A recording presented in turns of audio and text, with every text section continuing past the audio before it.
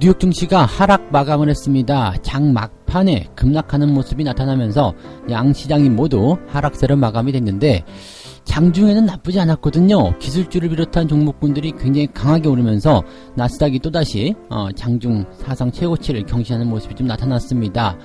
그런데 경기에 대한 불확실성 이런 것들이 다시 한번 이야기가 되면서 전체적으로 좀 장막판에 이거 아닌데 라는 그런 투자자들의 생각이 들어가게 됐죠. 그리고 장막판에 투자 심리가 악화되면서 갑자기 하락하는 모습이 좀 나타났습니다.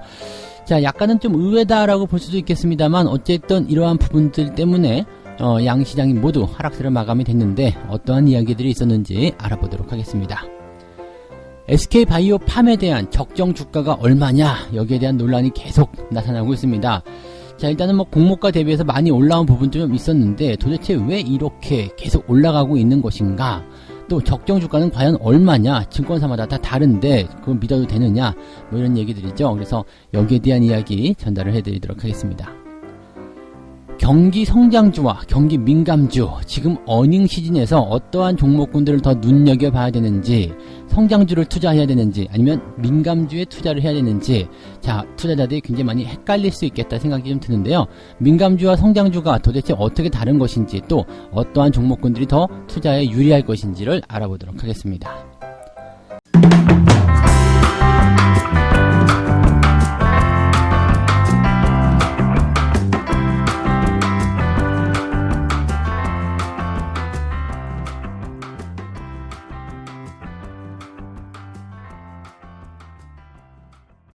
네, 반갑습니다. 오늘은 7월 8일 수요일입니다. 자, 장중에 이제 변화가 좀 크게 나타나는 그런 시기라고 좀 보실 수 있겠는데요. 일단 우리 증시도 만기를 앞두고 있기 때문에 여기에 대한 부담감이 계속 나타나지 않을까 생각이 좀 되고는 있고요. 또 한 가지 본다면 이제 그동안 계속해서 올라왔다라는 어떤 부담감, 이런 것들이 이제 시장에 좀 작용한 것이 아닌가 생각이 좀 들기도 합니다.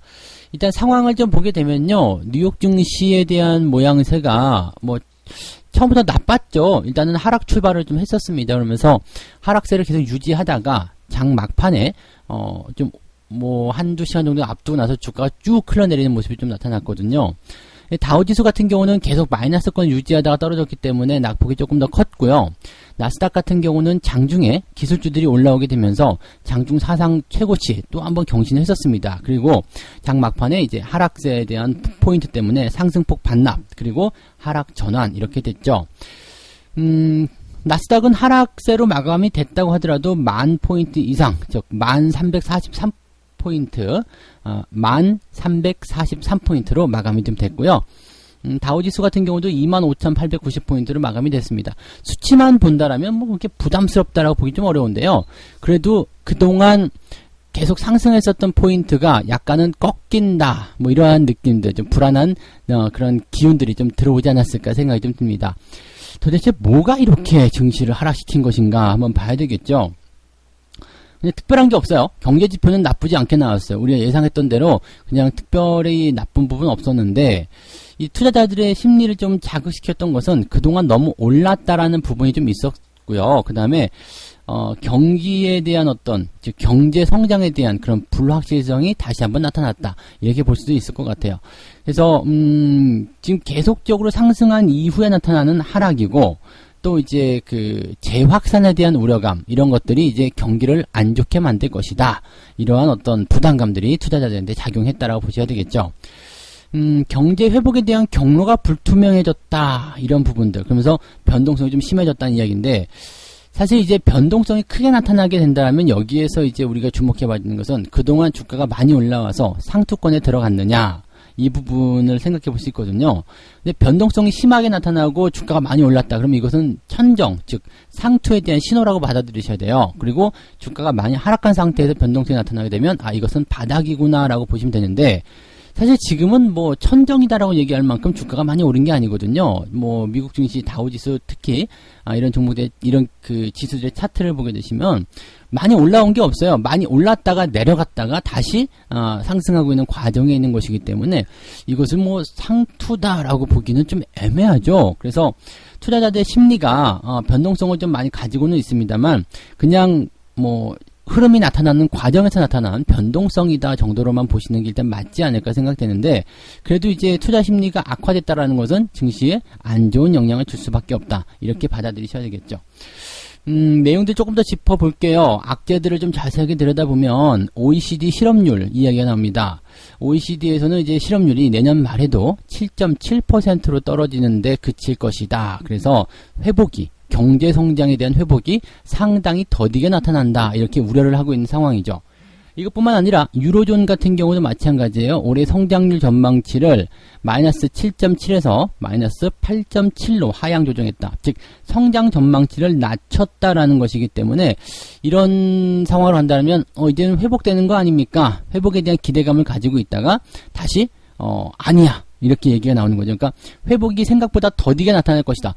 나오기는 하겠지만 더딜 것이다. 그러니까 회복이 예상보다 부진할 것이다, 이렇게 얘기가 나오는 거죠.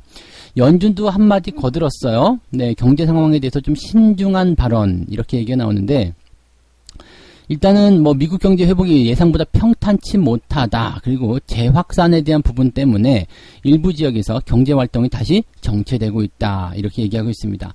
사실 이 부분은 다 아는 이야기예요. 네, 우리가 다 알고 있는 이야기고, 이 지표상에서 나타나는 부분들이 아니라 그냥 예상치들이죠. 네, 그래서 이 부분들은 이제 경제 성장에 대한, 경제에 대한 전망치, 이걸 가지고서 우리가 어떻게 판단할 것이냐인데, 사실 경제 전망치는 계속 수정이 되는 부분이고요. 상황이 달라지게 된다라면은 또 바로 투자 심리를 회복시킬 수 있는 또 그런 중요한 요인으로 작용이 좀 됩니다.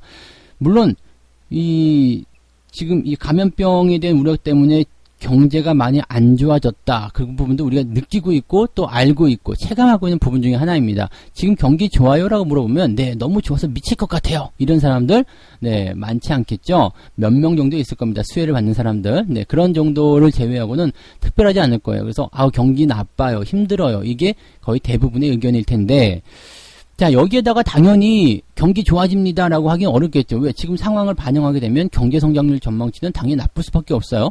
실업률도 나쁠 수밖에 없겠죠.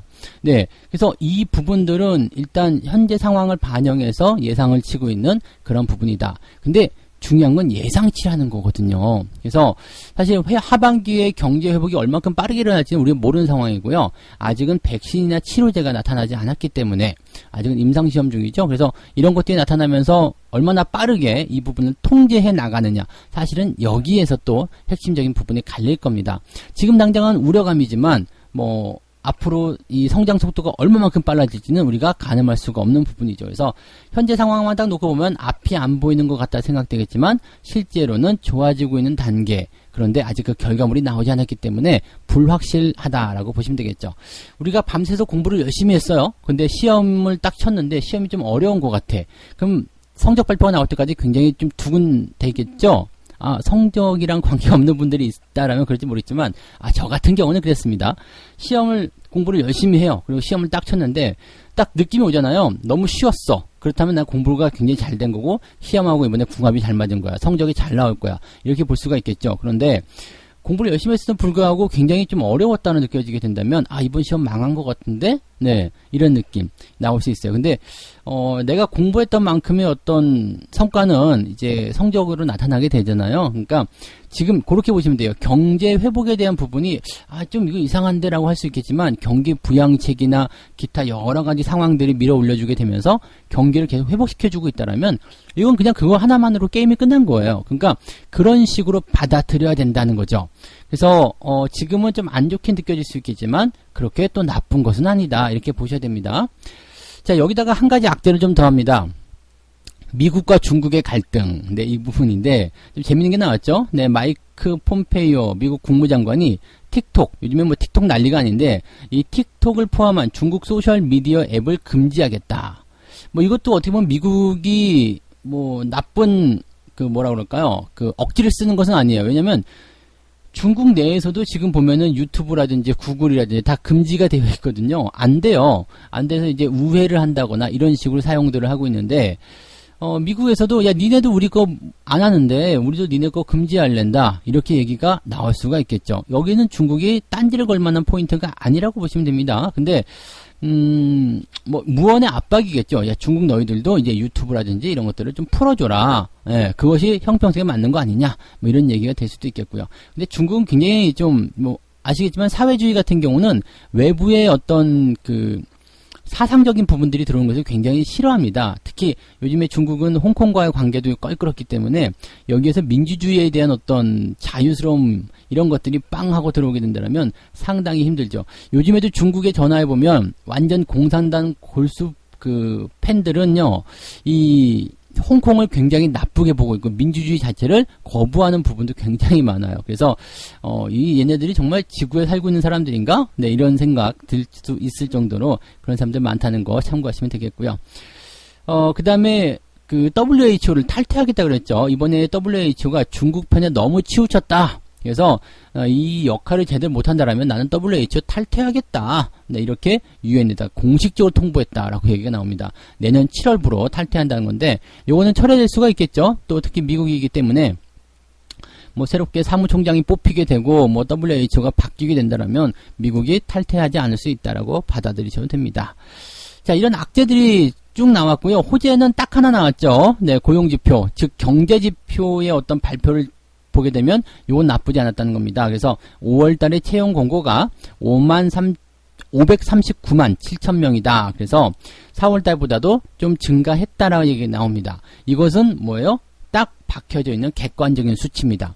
지금까지는 예상치였어요. 그 다음에 지금 제가 드린 말씀은 경제지표는 딱 나온 그 객관적 수치입니다. 그럼 여러분들은 시황 전체를 봤을 때 악재는 이래서 나쁠 거야. 하지만 경제지표는 이렇게 좋게 나왔네. 결과는 그렇게 되는 거거든요. 그래서 주가의 어떤 변동성이 확대되고 투자 심리가 악화됐다고 하더라도 주가가 다시 저 밑으로 처박힐 만한 그런 거리는 아니다라고 보셔야 됩니다. 그냥 단기간에 나타난 변수 이렇게 생각하시면 되겠고요. 만약에 그렇다라면 그죠? 단기간의 변수 정도로만 그칠 수 있다라면 지금 현재의 상황은 어떻게 보면 여러분들이 더 떨어졌을 때 매수할 수 있는 매수 기회가 될 수 있다. 이렇게 받아들이셔도 될 것 같아요. 네. 자, 두 번째 이야기 가도록 합니다. SK 바이오팜에 대한 적정가 분석입니다. 공모 가격에 대해서 벌써 4배가 넘어갔다. 그죠? 400% 넘게 상승을 했는데, 지금 이 SK 바이오팜에 대한 적정 주가가 그래서 얼만데? 라는 질문이 이제 나오기 시작한 거죠. 상장 당일에 나온 리포트 2건 이후에는 전무하다. 근데 그 당시에도 목표 주가를 11만원, 10만원 이 정도로 계산했기 때문에 현재 상태와 괴리가 너무 크다라는 얘기가 있는 거고요. 대신에 이제 이 상장을 하는 상황에서 주가가 확 밀어 올려졌죠. 그러니까 집중이 된 모습이 나타났기 때문에 주가 변동성에 대한 상황은 가격 예측을 하기가 굉장히 어렵다라고 얘기가 나옵니다. 이게 기업 분석을 하는 그 증권사 입장에서는요, 기업의 어떤 실적, 앞으로의 수주, 성장 전망 등등등을 가지고서 그래서 이 기업의 주가는 현재보다 이만큼 더 올라가야 합니다. 뭐 이런 식으로 분석이 되는 건데, 여기에 심리가 작용이 돼버리게 되면 생각했던 것보다 더 많이 뛰어버리거든요. 그러면 이 상황에 대해서는 객관적인 분석이 들어갈 수가 없어요. 왜냐하면 미쳤거든요. 미쳐버리게 되면 어떻게 돼요? 객관적으로 말이 안 통하는 거죠. 네, 계속 똑같은 얘기만 계속 하잖아요. 그러니까 그런 상황이 될 수 있다는 얘기죠. 이거 지금 굉장히 고평가인데요. 그래도 막 올라가. 이게 뭐냐면 투자 심리가 좀 과도하게 들어갔을 때 나타나는 부분이거든요. 그래서 지금 보면은 이 SK 바이오팜이 그래서 왜 이렇게 올라가느냐? 이제 그만 올라야 되는 거냐, 더 올라야 되는 것이냐, 여기에 대해서 이제 말들이 많은데, 최근에 이제 주가가 급격하게 상승하고 있고, 단기간에 반등을 크게 하고 있는 이유 중에 하나가, 일단은 바이오에 대한 업황에 대한 기대감, 그 다음에 전체적으로 이제 앞으로 성장, 네, 그 다음에 SK 그룹에 연결되어 있다라든지 등등 여러 가지 이야기들이 있었을 거예요. 그래서 펀더멘털, 이런 부분에서 아주 훌륭하다. 공모 가격보다는 훨씬 더 높게 나올 것이다. 이렇게 분석이 된 게, 그냥 사실이죠. 그 사실인데 여기서 이제 한 가지를 더하게 됩니다. 수급적인 요인, 즉 유동 물량이 굉장히 적다는 얘기예요. 이게 유통 물량이 적다 보면 어떻게 돼요? 그냥 작은 물량을 가지고 막 싸워야 된다는 얘기예요. 이 지분 구조를 좀 살펴봤더니 75%의 지분을 SK가 가지고 있습니다. 네, SK가 대박이 난 거죠. 어쨌든 SK가 가지고 있고요. 근데 20%는 공모, 5%는 우리 사주 이렇게 되어 있습니다. 그러니까 사실은 어떻게 보면 시장에 돌아다니는 게 뭐 한 25%라고 봐도 되는 부분이긴 한데, 뭐 대주주는 물량을 안 뺄 테니까요. 그러니까 25% 정도 있다고 보시면 되겠는데, 25%도 뭐예요? 대부분이, 보호예수로 묶였을 거란 말이죠. 그러니까 보호예수로 묶여있다라면 실질적으로 시장에 돌아다니는 것은 20% 미만, 그죠? 20% 미만이겠죠. 10%대겠죠. 그리고 보통 10%대의 유동 물량이라면은 우리는 품절주라는 이야기를 하게 됩니다. 이슈가 터졌을 때 어마어마한 상승을 보여주는 것이 품절주거든요. 근데 이제 이게 워낙 기대감을 모으고 공모 때부터 아주 막 난리가 났었기 때문에 주가가 지금 이렇게 많이 올라온 부분인데, 물론 이제 품절주다라고 해가지고 아예 물량이 싹 씨가 말라버리게 되면 주가가 단숨에 뭐 10배도 가고 더 이상도 가고 그럴 수도 있겠죠. 그렇지만 반대로요, 물량이 나오기 시작하면, 즉 매수에 대한 그 매수 대기자가 사라지게 된다면 주가는 엄청나게 큰 폭의 변동성을 보일 수가 있습니다. 부담이 커진다는 이야기죠. 꼭대기에서 매수하게 되면 굉장히 아플 수가 있다는 얘기입니다. 그래서 어떻게 보면 이제 어제 그저께 나타난 이 물량의 출해, 변동성 이런 부분들이 굉장히 좀 부담을 줄 수 있는 상황이라고 받아들이셔야 되는 것 같고요. 어떻게 보면 증권사들이 지금 적정 주가를 계속 올라가고 있는 상태에서 지금 만약에 20만원이다. 근데 적정 주가는 10만원이니까 이만큼 떨어질 거야 라고 리포트를 낼 수가 없어요. 네, 증권사 리포트들은 뭐 아시겠습니다만 이렇게 파는 것에 대한 리포트는 굉장히 인색하다라고 보시면 되기 때문에 리포트를 지금 낼 수가 없는 거죠. 그러니까 적정가 분석을 안 하느냐 못 하느냐가 아니라 이미 해놓은 거 그게 정답이고, 그 다음에 그것도 뭐 조금 높게 잡았을 수도 있겠죠. 10만원 정도니까요. 어쨌든 공모 가격보다 2배 이상 높게 잡았는데 이게 뭔 소리야? 이렇게 나올 수도 있는 상황이거든요. 그래서 적정가 분석을 안 하는 건 아닌 것 같아요. 근데 지금은 못하는 것이다라고 봐야 됩니다. 못하는 것이다. 지금 현재 시점에서 본다면 현재 가격 대비해가지고 적정 주가 얼마니까 빠집니다라고 나와야 되는데 그 부분에 대한 리포트를 쓸 수가 없다라고 받아들이셔야 되겠죠. 그래서 여러분들이 이 SK바이오팜에 대한 그런 적정 주가를 지금보다는 조금 더 낮은 수준이다라는 것 정도를 우리가 생각하고 대응을 하시는 것이 맞을 것이다 라고 말씀을 드려야 될 것 같아요. 네, 그래서 SK바이오팜에 대한 이야기 두 번째로 전달해 드렸고, 자, 세 번째 이야기 가봅시다. 네, 어닝 시즌이 시작이 됐죠. 그러면서 이제 삼성전자가 어닝 서프라이즈 빵 보여주기도 하고 괜찮았거든요. 그 다음에 뭐 언택트 관련주들 뭐 이런 것들 다 좋게 만들어졌는데 다 좋다 이거예요. 그런데 과연 성장주와 민감주 둘 중에 어느 것이 강하게 오를 것이냐, 여기에 대한 이제 관점을 보셔야 된단 말이에요.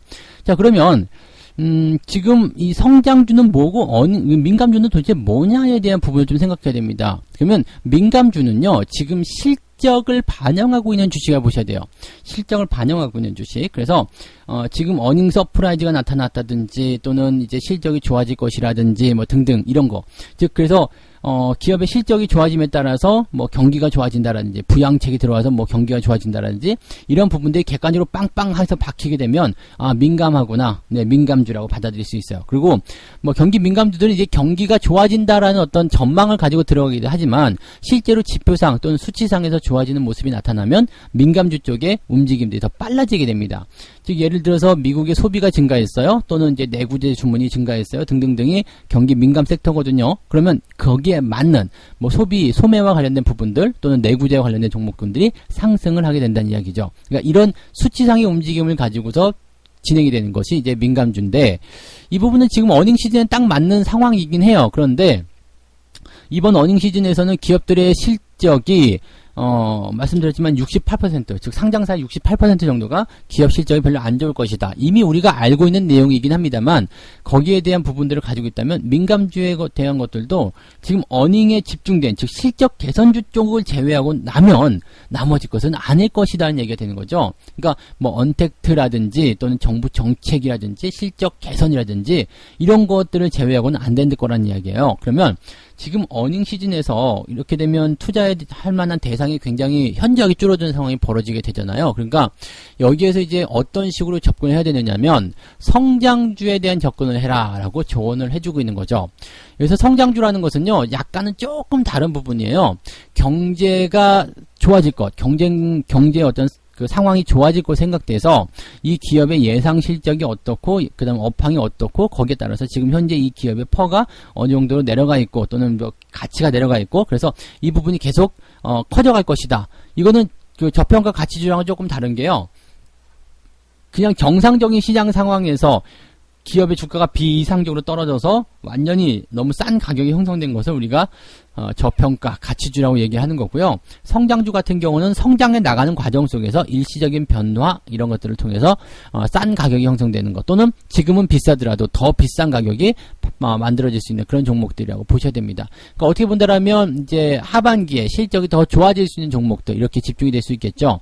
어떻게 보면 이제 삼성전자 같은 경우도 거기에 속할 테고요. 언택트, 뭐 게임주 이런 것들이 다 거기에 속할 것이다라고 보실 수가 있겠습니다. 그러니까 이런 내용들을 참고해 본다라면 지금 당장은 경기가 민감한 그런 경기 민감주, 그 실적 개선주들에 집중하는 것도 괜찮은데, 이제 투자라는 부분에서 본다면 시황 자체가 하반기로 갈수록 계속 좋아질 것이다라는 전망을 우리가 해볼 수밖에 없거든요. 그러니까 거기에 따라서는 이제 성장 섹터를 좀 보시는 것도 괜찮다. 그래서 약간 저평가와 함께 성장세를 같이 보여주는 거.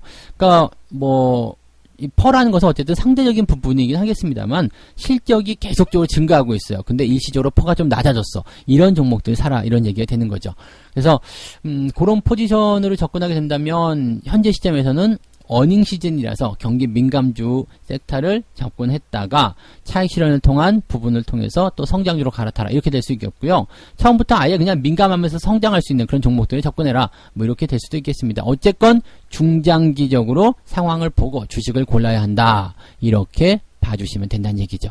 그래서 이런 정도로 우리가 오늘 이야기들을 판단하시면 되겠습니다.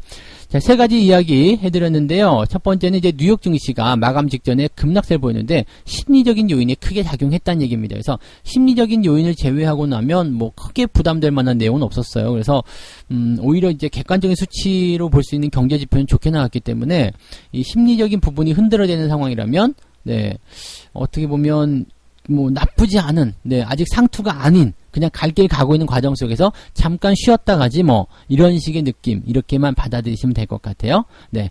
두 번째, SK바이오팜에 대한 적정 주가는 도대체 얼마냐인데 증권사가 제시한 적정 주가는 이전에 이미 10만원 초반으로 나타났어요. 근데 지금 왜 증권사 리포트에서는 다시 못 쓰는 거냐? 네, 말씀드렸지만 하락에 대한 적정 주가를 제시할 수가 없습니다. 너무 많이 올라온 상태, 20만원이 넘는 상태에 있는 주식을 10만원 초반으로 적정 주가를 쓰게 된다면 이것은 엄청난 폭탄이 되겠죠. 그래서 거기에 대해서 쓸 수 없는 입장이다. 즉 SK바이오팜에 대한 적정 주가가 얼마인지 안 하는 거냐 못 하는 거냐는 못 하는 거다라고 보시면 됩니다. 안 하는 거라고 봐야 되나요? 네.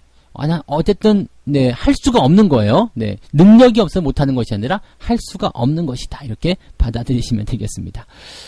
세 번째 이야기는 이제 그 성장주, 그 다음에 그 경기 민감주, 어떤 섹터를 우리가 골라서 투자를 해야 되느냐에 대한 부분이 된 건데, 요 부분은 지금 현재 상황에 맞춰서 진행하시면 될 것 같긴 해요. 그래서 앞으로 꾸준하게 성장할 수 있는 그런 종목들, 즉 결과적으로는 성장주에 투자하는 것이 유리하다라고 이야기가 되었습니다. 네.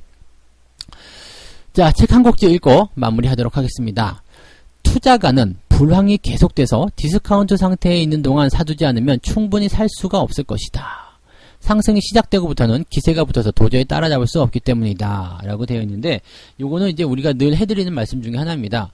경기가 안 좋고 증시 상황이 안 좋다고 해가지고 주식에서 물러나 있다가 좋아지면 사지 뭐 이렇게 하면 대부분 다 못 삽니다. 여러분들이 항상 주식시장에 물려 있어라라는 이야기를 하는 이유가 뭐냐면, 바닥은 지금 이 즈음이야 라고 됐다라면 공격적인 매수를 계속 하셔야 됩니다. 주가가 설령 더 내려간다고 하더라도 결과적으로 주가는 더 위로 올라갈 수밖에 없습니다. 그래서 그 내용을 가지고 접근을 하셔야 되는 거라서 여러분들이 꼭 참고를 해주셨으면 좋겠습니다. 자, 그래서 어떠한 투자가 현명한 투자인지 오늘 시황을 통해서 한번 잘 생각해 보시는 시간 가지시면 좋겠고요. 저는 장중 시황에서 다시 돌아오도록 하겠습니다. 오늘 아침 변동성 약간 예상되니까 그 부분 참고하시고요. 아침 매매보다는 네, 오후에 회복하는 모양새, 이제 아마 지지선이 가까이 있기 때문에 너무 많이 밀린다거나 그런 모양새까지는 가지 않을 것 같아요. 그러니까 많이 밀린다라면 아래 꼬리를 달아줄 확률이 높기 때문에 그런 포인트를 이용한 매매가 들어가는 것도 나쁘지 않을 거예요. 그래서 그렇게 참고하시면 좋겠습니다. 저는 장중에 다시 오도록 하겠습니다. 오늘도 성공 투자하시기 바랍니다. 고맙습니다.